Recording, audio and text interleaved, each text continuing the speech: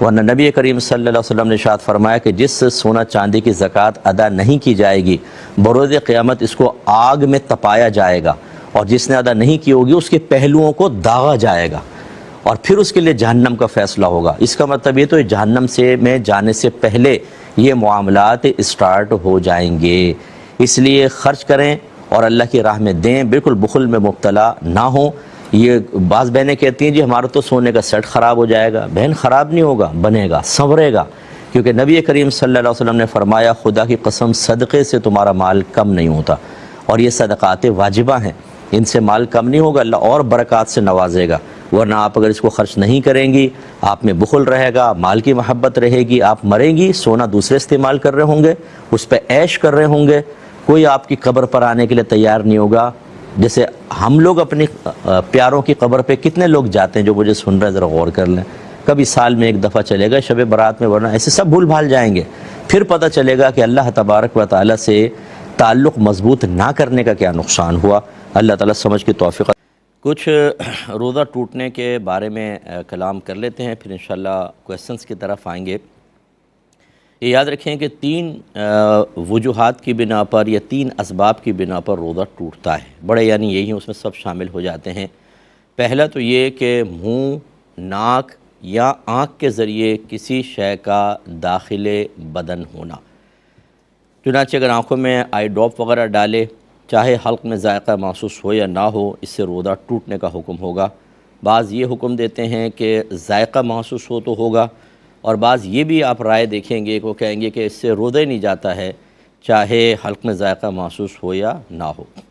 تو ہمارے نزدیک ہم اس میں احتیاط کے حکم دیتے ہیں، کیونکہ آنکھ اور حلق کے درمیان ایک روٹ یا پیسیج ہے باقاعدہ، میڈیکل سائنس یہی کہتی ہے۔ اسی وجہ سے آپ کو ذائقہ بعض اوقات محسوس ہوتا ہے۔ ہم سرما لگاتے ہیں تو اس کا بعض اوقات تھوک کے ذریعے اس کی سیاہی آتی ہے باہر، اس کا مطلب ہے کہ آہستہ آہستہ چیز اندر پہنچ جاتی ہے۔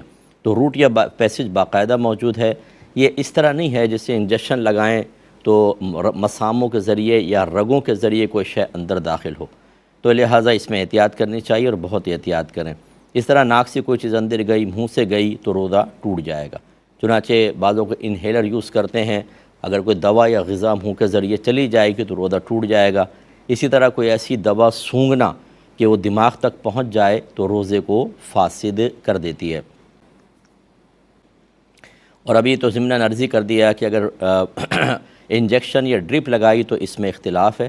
بعض یہ کہتے ہیں کہ یہ جو منافذ ہیں، ان کو منافذ کہتے ہیں، آنکھ ہے، ناک ہے، منہ ہے، ان کے ذریعے کوئی شے داخل بدن ہوگی دوا یا غذا تبھی روزہ ٹوٹے گا۔ باقی اگر مساموں کے ذریعے، رگوں کے ذریعے جائے تو نہیں ٹوٹے گا، کیونکہ نبی کریم کے دور میں تو وہ چیزیں تھیں نہیں، تو لہذا انجیکشن ڈرپ سے روزہ نہیں جائے گا۔ اور بعض یہ کہتے ہیں کہ روزہ ٹوٹنے کا اصل سبب یہ ہے کہ جب ہم دوا یا غذا کو اندر اتارتے ہیں تو دوا ہمارے بدن کی اصلاح کا کام کرتی ہے اور غذا تقویت فراہم کرتی ہے۔ چنانچہ کوئی بھی ایسی چیز جسم میں کسی بھی جگہ سے داخل ہو جو اصلاح اور تقویت کا سبب بنے، وہ روزہ توڑ دے گی۔ جو یہ لاجک رکھتے ہیں وہ یہ کہتے ہیں کہ انجیکشن اور ڈرپ سے روزہ ٹوٹ جائے گا۔ اب عوام کیا کرے؟ تو ہم یہ کہتے ہیں کہ اگر بہت شدید ضرورت ہے، ڈاکٹر یہ کہتے ہیں کہ آپ ڈرپ لگائے بغیر یا انجیکشن لگائے بغیر روزہ پورا ہی نہیں کر سکتے، تو علماء کے اختلاف سے فائدہ اٹھاتے ہوئے ان علماء کے قول پہ آپ چل سکتے ہیں جو کہتے ہیں کہ ڈرپ سے اور انجیکشن سے روزہ نہیں جاتا، اور اگر اس کی ضرورت نہیں ہے، آپ ویسی بھوک لگ رہی ہے، کچھ کسی ڈاکٹر نے کہا آپ اگر ڈرپ چڑھوا لیں تو روزہ بڑے آرام سے گزر جائے گا، تو پھر اس میں احتیاط کریں، پھر ان اکابرین کے قول کو فوقیت دیں جو انجیکشن ڈرپ سے روزہ ٹوٹنے کا حکم دیتے ہیں۔ یعنی دونوں اقوال کو لیں گے، لیکن موقع کی مناسبت سے کبھی اس پر اور کبھی اس پر، جب سخت ضرورت ہو تو اس پر عمل کر لیں، ورنہ پھر ٹوٹنے والے قول پر عمل کرنا ہی بہتر ہوتا ہے کہ آپ قصد و ارادے کے ساتھ لے جانے سے روزہ ٹوٹے گا۔ اور اسی طرح بعض اوقات یہ حکیموں کے پاس دوا کوٹ رہے ہوتے ہیں بعض بچے، تو اس سے دھانس اٹھتی ہے، ہماری بہنیں کچن میں کام کر رہی ہوتی ہیں، مرچوں کی دھانس چلی جاتی ہے، ان سے روزہ فاسد نہیں ہوتا، کیونکہ مجبوری کی صورتیں ہوتی ہیں تو اس سے استثناء ہوتا ہے۔ پہلی چیز یہ۔ دوسرا، یہ یاد رکھیے کہ اگر خدا نخواستہ کوئی چیز داخل بدن ہوئی لیکن وہ ایسی ہے کہ اس سے بچنا ممکن نہیں ہے، اور بچنا بھی چاہیں تو شدید ترین تکلیف و حرج میں انسان مبتلا ہو جائے گا، وہ معاف ہے۔ مثال کے طور پہ آپ کسی ایسی فیکٹری میں کام کرتے ہیں جہاں دھواں بہت اٹھتا ہے، آپ روڈ پہ جا رہے ہیں، گاڑیوں کا دھواں ناک کے ذریعے اندر جا رہا ہے، ڈسٹ جا رہی ہے بسا اوقات، ان چیزوں سے چونکہ بچنا دشوار ہے اس لیے معاف ہیں۔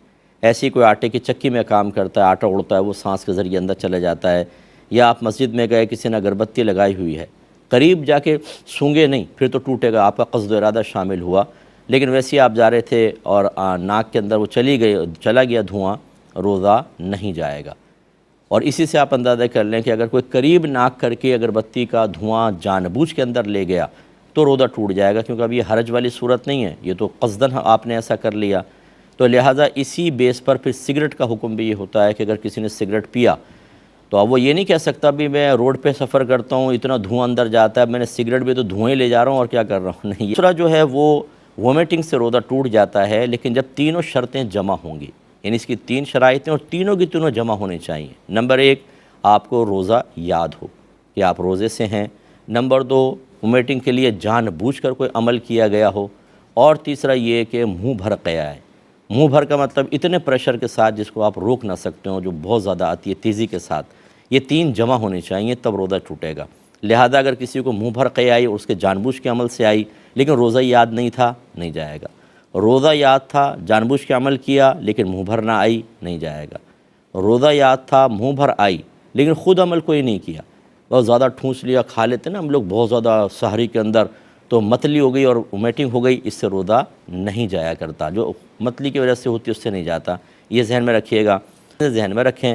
اس کے علاوہ بہت ساری چیزیں ہوتی ہیں لیکن ان سے روزہ نہیں جاتا، جیسے آپ تیل لگا لیں، بال کٹوا لیں، ناخن کاٹ لیں، اگر آپ کے جسم سے بلڈ باہر آیا، جیسے بلڈ ٹیسٹ کروایا، کسی کو آپ نے خون دے دیا، بشرطے کہ آپ کو اتنی کمزوری نہ ہو کہ پھر آپ روزہ ہی پورا نہ کر سکیں، پھر مکروہ ہوگا، لیکن خون دینے سے روزہ نہیں جاتا۔ اس طرح ہجامہ کرواتے ہیں بعض لوگ حالت روزہ میں، اگر کمزور ہیں تو نہ کرائیں کیونکہ نقاہت بہت ہوگی اور روزہ پورا کرنا مشکل ہو جائے گا، لیکن اگر آپ طاقتور ہیں اور ہجامہ کروا لیں تو کوئی پرابلم نہ ہو تو بالکل کروا سکتے ہیں۔ بلڈ کے نکلنے سے روزہ ٹوٹنے کا کوئی تعلق نہیں ہوتا۔ اور تیسری چیز ہوتی ہے کسی بھی طریقے سے خود پر جان بوجھ کر غسل واجب کرنا، ٹھیک ہے، اس میں میاں بیوی کے جسمانی تعلق بھی آ جاتا ہے، یا خدا نخواستہ اور کسی ذریعے سے غسل واجب کیا خود کے اوپر، کوئی ایسا طرز عمل اختیار کیا، اس سے روزہ ٹوٹ جائے گا۔ ہاں اگر واجب ہوا غسل آپ نے کیا نہیں، اس سے نہیں جائے گا۔ مثال کے طور پہ بعض لوگ سوال کرتے ہیں کہ ہم سو رہے تھے دوپہر میں اور احتلام ہو گیا تو یہ غسل تو واجب ہو گیا، یہ غسل واجب ہونا کہلاتا ہے، کرنا تو نہیں ہے، کیونکہ ہم نے تو قصد و ارادے سے کچھ بھی نہیں کیا، اس سے روزہ نہیں جاتا اور یہ روزہ پورا کرنا لازم ہوگا۔ تو یہ بس ذہن میں رکھیں۔ اسی طریقے سے نگاہ اور سوچ، اس کو شریعت نے عمل قرار نہیں دیا، تو خدا نخواستہ کسی نے کوئی برا منظر دیکھا اور اس سے اس کو غسل اس پہ واجب ہو گیا، یا اس نے کوئی چیز بری سوچی بار بار اس سے غسل واجب ہو گیا، تو یہ مکروہ ضرور ہے، انسان کو ایسا نہیں کرنا چاہیے تھا، بار بار کرے تو اور بھی غیر مناسب اور بھی سخت کراہت آئے گی، لیکن بہرحال اس سے روزہ نہیں جائے گا۔ تو امید ہے کہ تھوڑی باتیں آپ کو کلیئر ہوئی ہوں گی۔ یہ چیز اسی طریقے سے آئینہ دیکھنے سے اور بہت ساری جو غلط قسم کی باتیں مشہور ہیں، یہ 3 جو ہم نے ایک اصول بیان کی ہیں روزہ ٹوٹنے والے، ذہن میں رکھیں تو باقی کی نفی آرام سے آپ کر سکتے ہیں۔ بھائی نے جو کہا اسی کو لے لیتے ہیں۔ دیکھیں فقہ حنفی کی روشنی میں رمضان کے جو ادا روزے ہیں ان کی آپ رات میں بھی نیت کر سکتے ہیں، اور خدا نخواستہ اگر رات میں آنکھ نہیں کھلتی اور دن میں آنکھ کھلتی ہے تو زوال آفتاب سے پہلے آپ روزے کی نیت کر سکتے ہیں۔ یہ پچھلے پروگراموں میں نے مسئلہ ذکر کیا تھا۔ اور رات کی تعریف یہ ہے کہ غروب آفتاب کے بعد رات سٹارٹ ہو جاتی ہے اور طلوع فجر تک رہتی ہے۔ لہذا اگر آپ نے غروب مغرب کے بعد مثلا آپ لیٹے یا عشاء کے بعد آپ لیٹے کہ یار اب رات کو اٹھیں گے سحری کریں گے کل روزہ رکھنا ہے، یہ آپ نیت کر کے سوئے ہیں، تو لہذا اگر آپ کی طلوع فجر کے بعد آنکھ کھلی تو آپ روزہ دار ہیں، کیونکہ رات کو آپ نے نیت کر لی تھی۔ اب یہ کہتے ہیں مثلا کوئی دن میں آنکھ کھلی اور وہ کہتا ہے چلو میں روزہ چھوڑ دیتا ہوں، نہیں رکھتا ہوں روزہ، تو کیا حکم ہوگا؟ تو دیکھیں یہ ہوتا ہے کہ اگر تو آپ نے رات میں نیت کر لی تھی تو آپ روزہ دار ہیں، اور نیت نہیں کی تھی تو روزہ دار تو نہیں ہیں، لیکن فرض ہے، فقہاء نے جب آپ کو ایک رعایت دی ہے کہ آپ زوال آفتاب سے پہلے نیت کر سکتے ہیں، تو اگر کوئی شرعی عذر نہ ہو تو پھر روزہ رکھنا لازم ہوگا۔ دونوں صورتوں میں انسان شدید گناہگار ہوگا، لہٰذا روزے جیسی عظیم نعمت کو معمولی سمجھ کے ضائع نہ کریں، ورنہ میدان محشر میں شدید پچھتاوا ہے۔ ٹھیک ہے نا. اور اگر ایسا ہے کہ زوال آفتاب کے بعد کسی کی آنکھ کھلی مثال کے طور پہ، تو اب تو گنجائش ہی نہیں رہی نیت کی. اب وہ مثل روزہ دار کے تو رہے گا، کیونکہ رمضان میں اعلانیہ کھانا پینا یہ روزے کی شدید بے حرمتی ہے، رمضان کی بے حرمتی ہے، اور شریعت نے اس سے منع کیا ہے. لیکن بہرحال اس کا روزہ اب نہیں ہو سکتا. یہ جو اور نہ شریعت یہ کہتی ہے کہ اگر آپ کی طبیعت خراب ہو تو آپ مر جائیں لیکن دوا استعمال نہ کریں. شریعت نے یہاں بہت رعایت دی ہے، اس لیے ہمت کر کے کوشش تو یہ کریں کہ سحری میں 2-3 دفعہ 1-2 دفعہ زیادہ یوز کر لیں، اور اللہ تعالیٰ برکت دے. میری والدہ محترمہ اللہ ان کو جنت الفردوس میں اعلیٰ مقام عطا فرمائے، وہ انہیلر یوز کیا کرتی تھیں، تو سحری میں کر لیا کرتی تھیں، پھر پورا دن نکل جایا کرتا تھا اللہ کے فضل و کرم سے. انہیں تو شوگر بھی تھی، بلڈ پریشر کی مریضہ بھی تھیں، پھر بھی سارے روزے پورے رکھتی تھیں. اس سے سیکھنا چاہیے کہ آپ اگر بیمار ہیں اور بہت زیادہ اذیت و تکلیف فوراً شروع نہیں ہو جاتی تو روزہ رکھ لیں. اگر اللہ توفیق دے درمیان میں طبیعت خراب نہ ہو تو پورا مکمل کر لیں، ورنہ درمیان میں آپ توڑ سکتے ہیں، اور اس میں کوئی گناہ نہیں ہوگا، بعد میں اس کو کمپلیٹ کر لیا جائے. تراویح کے بارے میں تھوڑی سی باتیں میں عرض کر دیتا ہوں.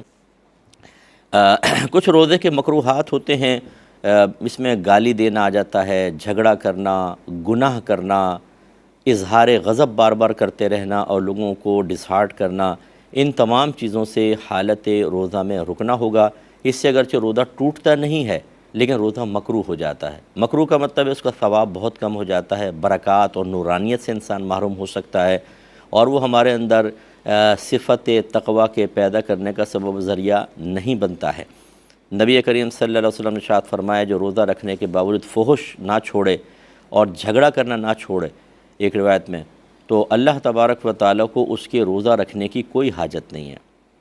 یعنی ویسے بھی اللہ کو تو حاجت نہیں ہے، مراد یہ یہاں اظہار غضب مقصود ہے کہ اللہ تعالیٰ اس کے روزے کی کوئی پرواہ نہیں کرتا کہ جو روزہ رکھے اور پھر یہ تمام معاملات چلتے رہیں. اس لیے کوشش کرنی چاہیے کہ روزوں سے پہلے ہی پریکٹس شروع کر دیں، اپنے غصے کو ضبط کرنے کی، صبر کرنے کے عادی بنیں، بھوک کے عادی بنیں.